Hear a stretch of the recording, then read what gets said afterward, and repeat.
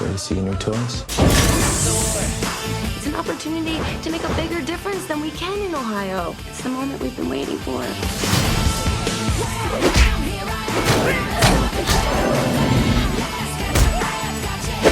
First Ghostbusters and now this? Am I the only one who just wants to see a serious movie with some serious action girls in it being serious instead of all this goofy comedy? So what's the selling point here? Why should I see this movie? I am a little confused. Is this a comedy or what? Because I couldn't catch any good jokes from this trailer or anything good at all. The costumes look nice, I guess. 3 words to describe this movie. Female kick-ass movie. 2 lesbian superheroes? Cool! Alright kids, sit down. It's time for Dad to take you to school.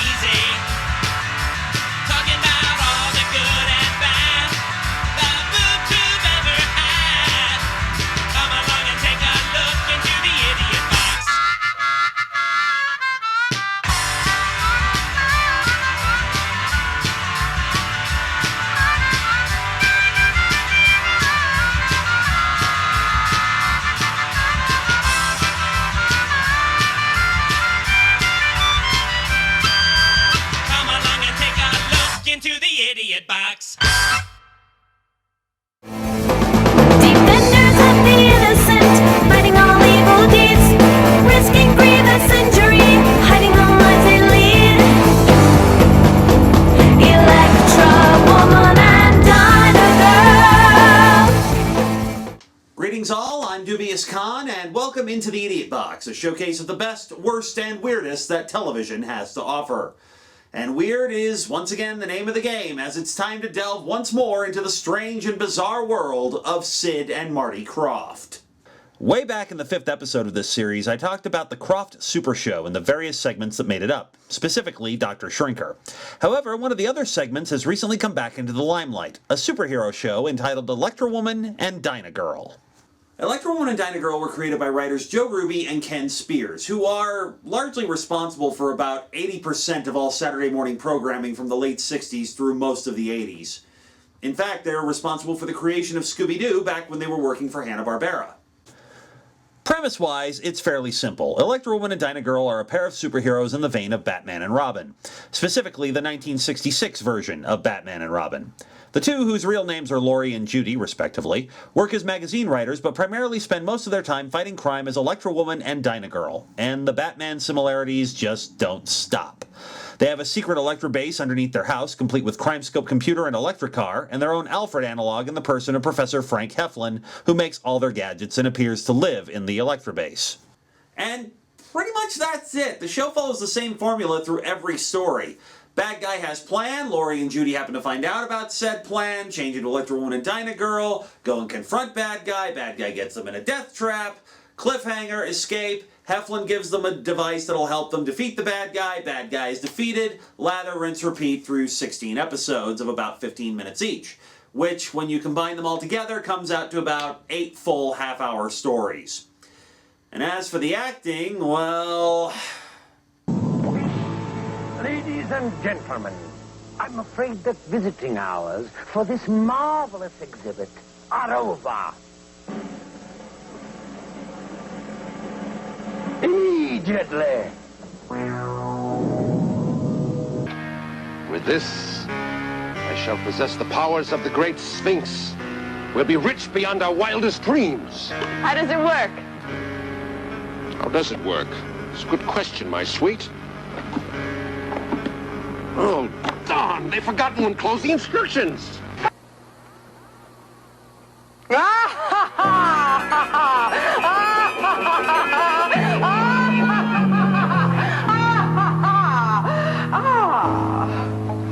It goes well, Spider Lady? Beautifully, Spinner. The golden spider will be mine this day, and Electra Woman will steal it for me. Come, we must set the traps. All right, if you'll just punch up the basic program with a variable 113 minus X grid on the crime scope computer. There we go, Professor. This should come in handy in the event you have to search a place in a hurry. Talk about getting the inside scoop. Great gimmick for Halloween. Now, don't get me wrong. If you can get past the sheer amount of cheese that permeates every frame of this show, it's actually pretty fun. Some of the over-the-top acting is good for a laugh, and some of the stories are actually really well constructed. But based on what you've seen so far, a lot of you are probably wondering how we got from this... Stop! Now you can escape!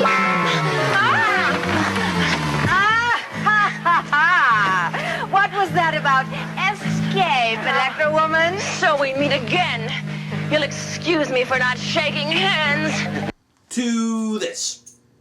Electra woman and Dyna girl have arrived.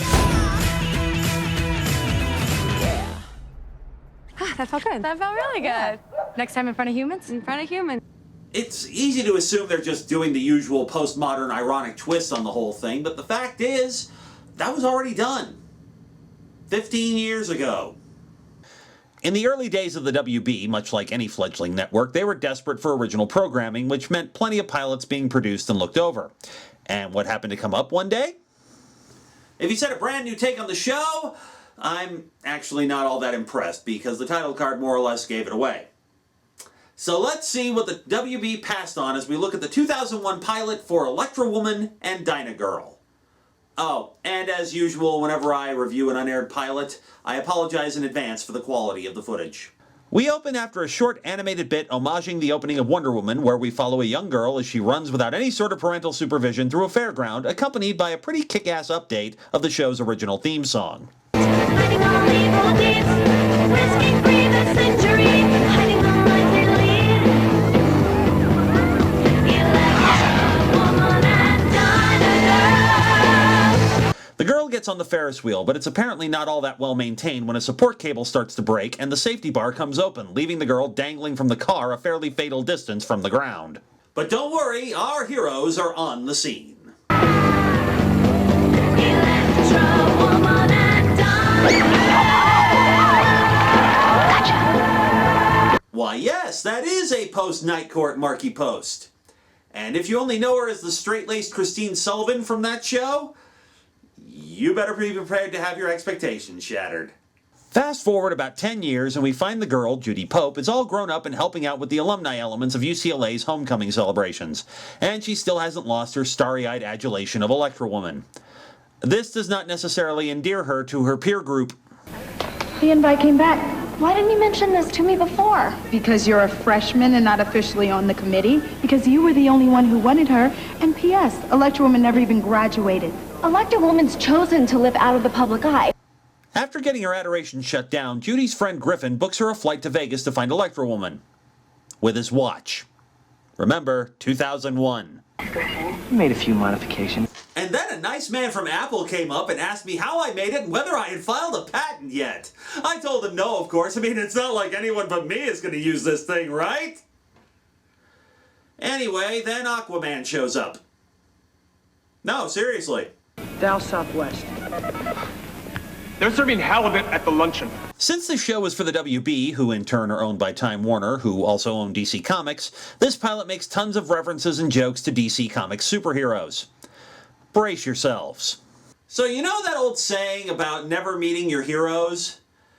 Yeah, Judy's about to learn that lesson the hard way. You're her! You're Electra Woman! You can call me Lori. And I haven't changed that much. Have I? I'm pretty sure you didn't used to smell like cigarettes and macaroni and cheese. Yes, Electra Woman is out of the superhero game and fallen on hard times, having become a bitter, alcoholic shadow of her former self. But honestly, not without some pretty damn good reasons. What happened to you? You're a super heroine. How can you be trailer trash? Oh, they don't pay you to save the world, honey. The money's in endorsements. Flash is making a fortune off those FedEx ads. And my ex-husband took off with my bank book, my car, my good vibrator, my wigs. Okay. Hard as it may be to fathom, the world didn't want me anymore. I was never superhuman or superpowered. I was never as interesting as Superman. I mean, come on, face it. Technically, the guy's an alien, right? Yeah, but... Batman, he's got that whole gothic thing. Wonder Woman, better tits. Fake, but fabulous. Well, that's exactly why I pretended to be you. You were human. You were... Young. No one wants to see Electra Woman as a solo act. Well, no problem. Take Dyna Girl. What's she been up to? Oh, probably still blowing my ex-husband. Laurie's trailer gets towed, and Judy tries to convince her to come back to UCLA for the alumni activities. The two get a motel room where, after a failed attempt to hide the contents of the minibar, Judy makes a discovery in one of the bags that fell out of the trailer. Ta-da!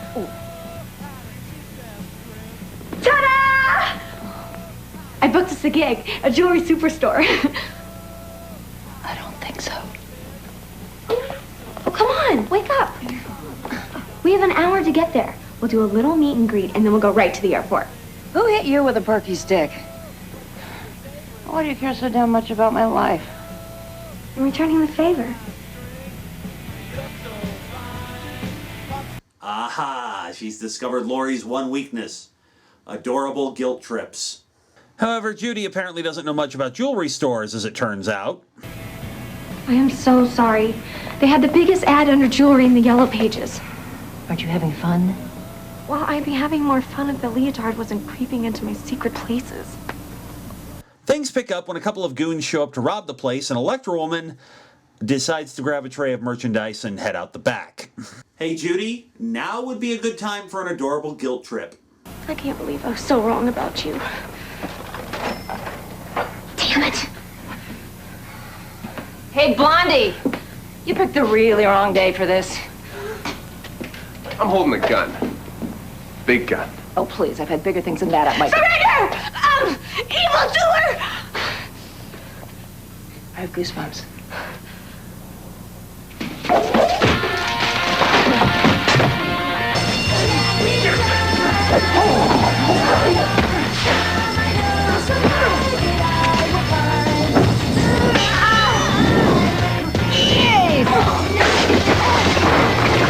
Use your electric beam!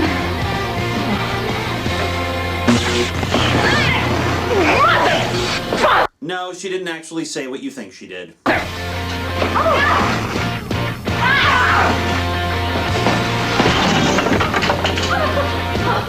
on!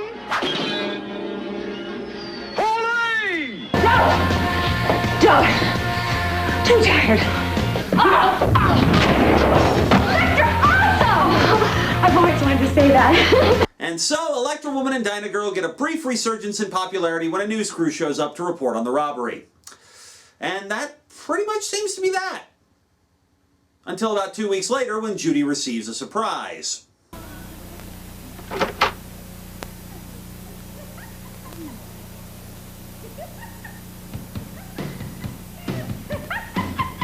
Hello? I bet I can guess which one of you is Feldman. Honey, wait! I got your costume dry cleaned. My? Yeah, and I also have some things for you to sign here. It's, You want me to be Dyna Girl? Oh, honey, you already are. This is so hot. Except Judy forgot one thing. Being Dyna Girl means she's going to have to deal with some of Laurie's less desirable qualities. Laurie, I would be honored to be your Dyna Girl. Really honored. But you can't stay here. You're naked again. You think your roommate would mind if I borrowed some of her underwear? Oh, I think she'd want you to keep them. I just... Ooh! Peachy wine coolers. Okay, let's toast to us. Okay, 2 words, 12 steps. Let's toast with Snapple.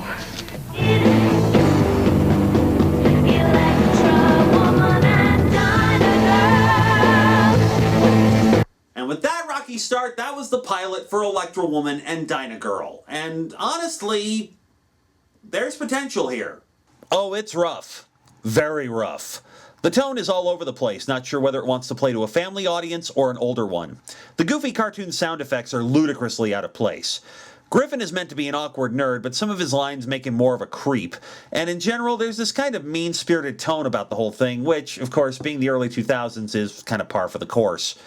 That said, yeah, there is potential here. With a little work, this show could have been an amusing spoof on superhero shows and actually had a compelling arc, with Electra Woman trying to climb back into the limelight and be the hero she once was, with Dyna Girl trying to help while also getting frustrated with having to be the adult in the relationship. Markie Post and Ann Stedman are actually very good in their roles, with Markie Post's world-weary and cynical performances Laurie clashing with Ann Stedman's Judy's straightforward earnestness and naivete in a way that tries to force Laurie to be the hero Judy remembers. But overall, it's rough, and you can see why the WB passed on it, but I kind of wish we had gotten to see where this show would have gone. Since this pilot was never picked up and it was never meant to be released to the public, yeah, no official release of any sort.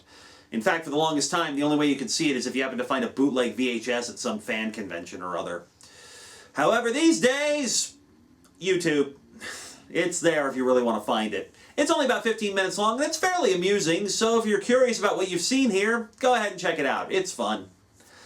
I'm Dubious Khan. Join me next time for another trip into the Idiot Box.